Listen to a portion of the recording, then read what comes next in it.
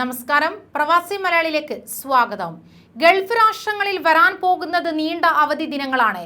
ഒട്ടുമിക്ക ഗൾഫ് രാഷ്ട്രങ്ങളും 9 അവധി ദിനങ്ങൾ നൽകുകയും ചെയ്തിട്ടുണ്ട്.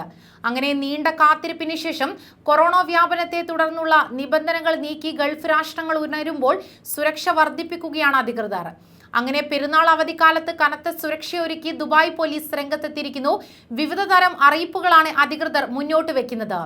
ദുബായ് നഗരത്തിന്റെ വിവിധ ഭാഗങ്ങളിലായി തന്നെ 3200 പോലീസുകാരെ സുരക്ഷയൊരുക്കാൻ വേണ്ടി നിയമിക്കും. 412 സംഘങ്ങളായി പോലീസ് പെട്രോളിംഗ് നടത്താനാണ് തീരുമാനിച്ചത്. അവധി ആഘോഷങ്ങൾ തുടങ്ങുമ്പോൾ യാത്രക്കാർ അപകടത്തിൽപ്പെട്ടാൽ രക്ഷിക്കാൻ വേണ്ടിയുള്ള സുരക്ഷ ഒരുക്കിയിട്ടുണ്ട്.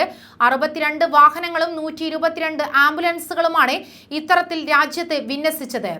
പള്ളികളിലും ഈദ്ഗാഹുകളിലും പോലീസ് സേന ഉണ്ടായിരിക്കും. നഗരങ്ങളിലെ ഗതാഗത കുരുക്ക് ഒഴിവാക്കാൻ പോലീസ് ഇടപെടൽ നടത്തും. 442 പാരാമെഡിക്കൽ ടീമിനെയും നഗരത്തിന്റെ വിവിധ ഭാഗങ്ങളിൽ ഒരുക്കിയിട്ടുണ്ട്. ബീച്ചുകളിലും പാർക്കുകളിലും സുരക്ഷ ഒരുക്കിയിട്ടുണ്ട്. അപകടങ്ങൾ സംഭവിക്കുന്നുണ്ടോ എന്നറിയാൻ 9 ബോട്ട്, 165 ലൈഫ് ഗാർഡ് എന്നിവ വിന്യസിക്കാനാണ് തീരുമാനിച്ചത്. കൂടാതെ സ്വകാര്യ കമ്പനികളിലെ 2400 സെക്യൂരിറ്റി ഗാർഡുകൾ, 650 വോളണ്ടിയർമാർ എന്നിവരെ നിയമിക്കും.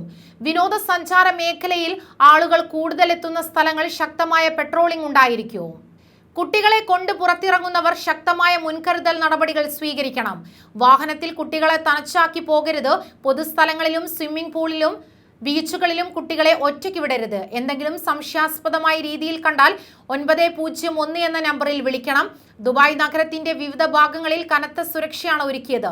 നഗരങ്ങളിലെ ഗതാഗത കുരുക്ക് ഒഴിവാക്കാൻ വേണ്ടി റൂട്ട് മാറ്റി വാഹനങ്ങൾ തിരിച്ചുവിടുന്നതിനെ കുറിച്ച് അധികൃതർ ആലോചിക്കുന്നുണ്ട്.